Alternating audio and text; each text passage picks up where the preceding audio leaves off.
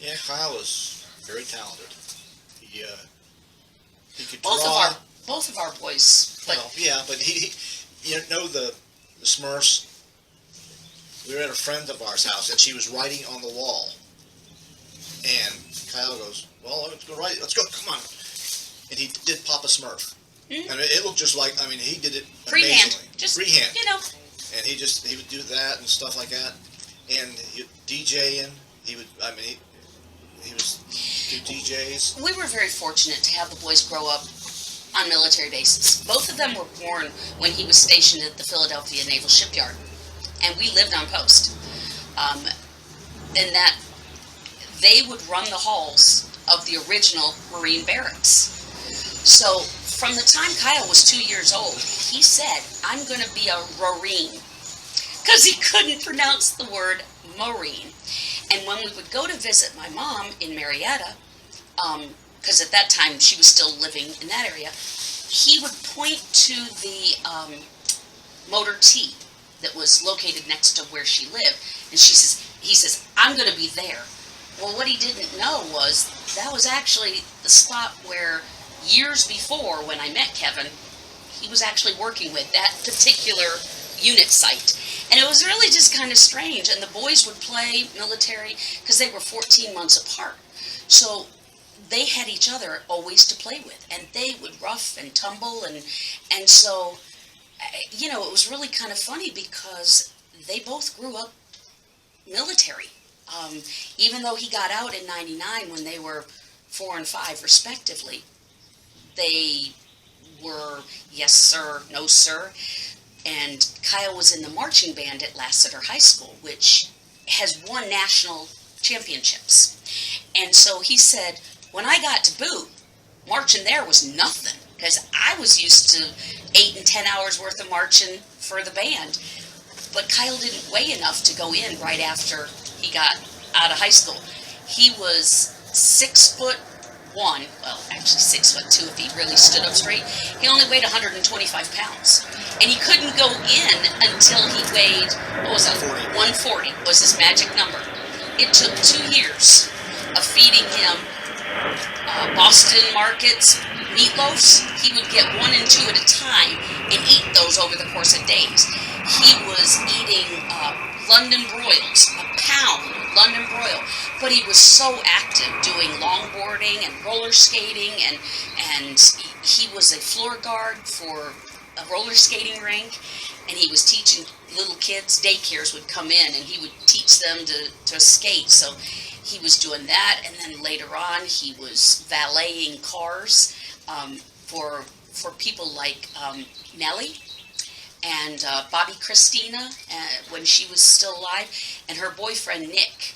They would go to Atlantic Seafood, and they were smokers, so they had to come outside, and they'd stand around and talk to the valet. So he would talk for hours, and he met Shaq, and he drove one of Nellie's Mustangs.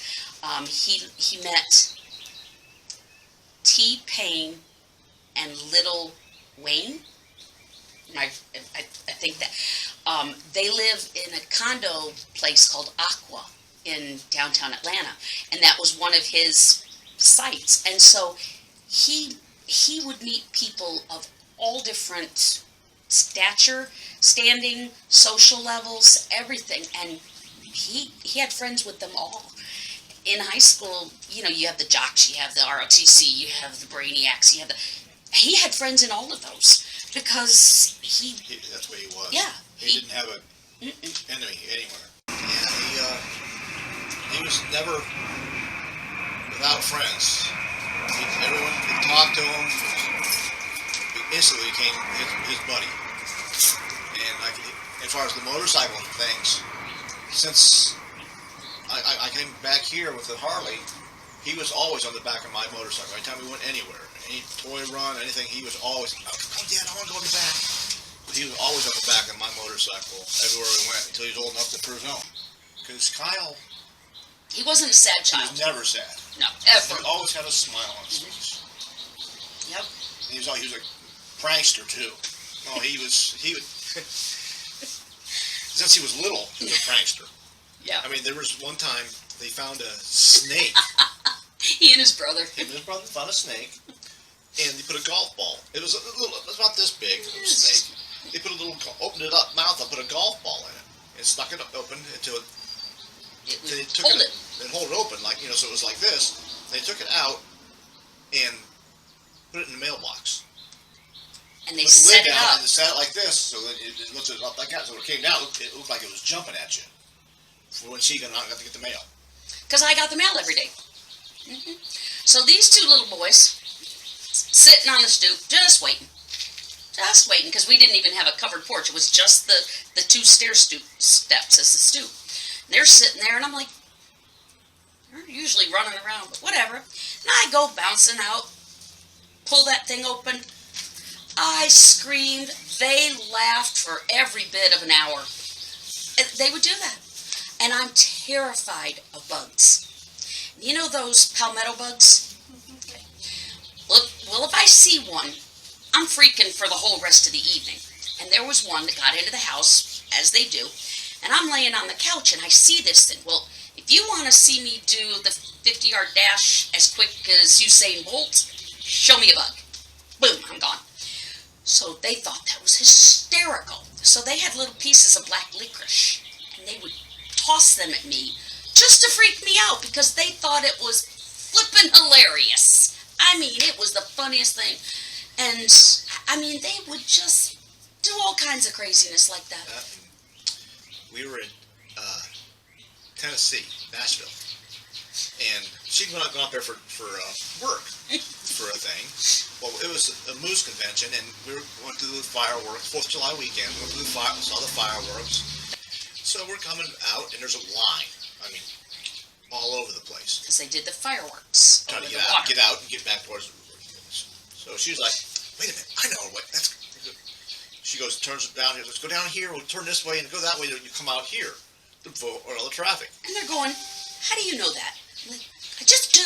I've been here before. And I'm one of those. Take me once, I can find my way back again. Okay. So Kyle, being Kyle, he goes, oh, I'm hash you. This is my town. And from then on, no matter where we were at, if she says, oh, I know how to get there, Kyle would be like, and she'd get furious. I was like, leave me alone, I do know where I'm going. Even he had a girlfriend down in Pensacola. Courtney. And we're sitting at a table, and it was Courtney and Kyle, me and her. And she's looking at the menu or something like that and says, They were wanting to go to the movie theater okay, I think I know where that's at. I've seen that. That's over here like that. And his girlfriend just kind of goes, and I start busting up laughing.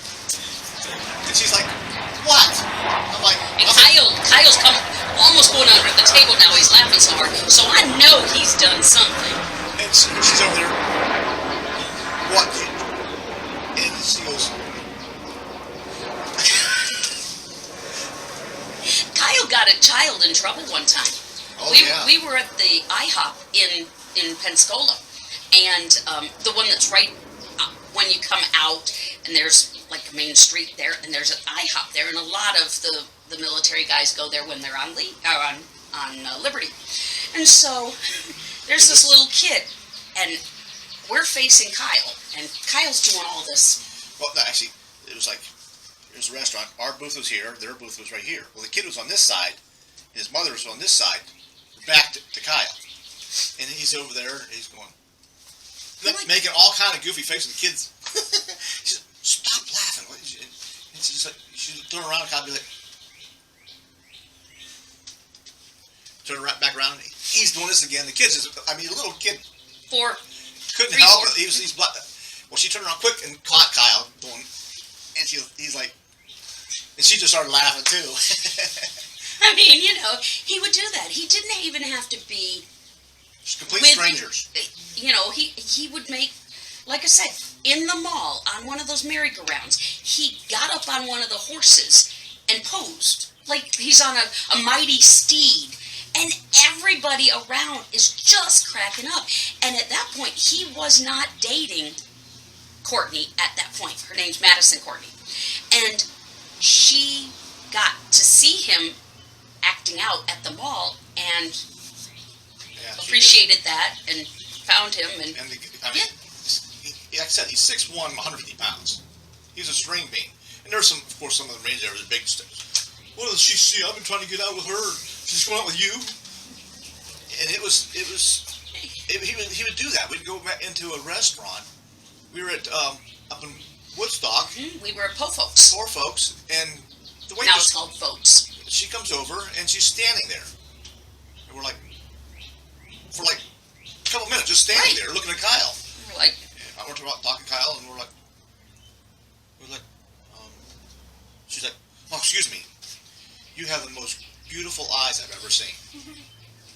and the next time we went in there, she wanted to know where he was. And I was like, he went back. He was home at the time between basic and MCT, and so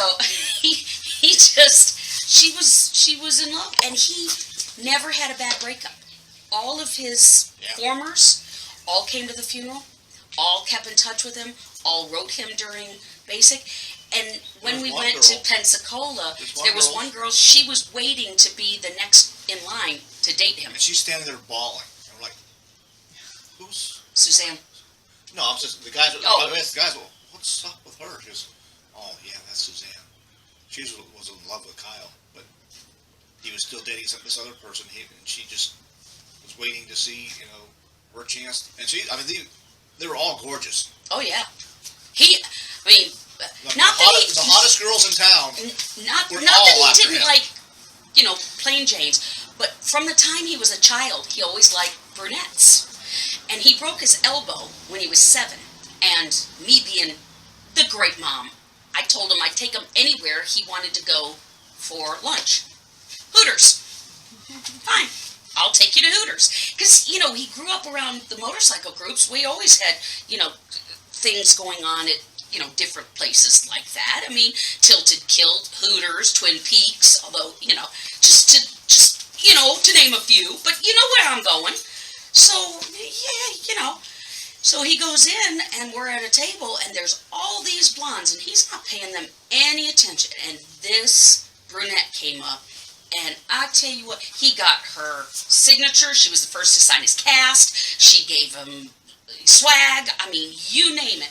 And it just so happened that the calendar girls were there at this particular location. And he got the calendar signed and everything, but he only wanted the pictures with the brunettes. And I'm like, he says, I like them. And it's funny, I don't think any of them, because Lindsay had red hair.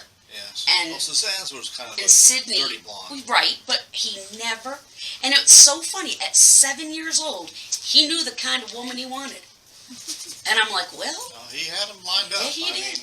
It was never. There was no shortage.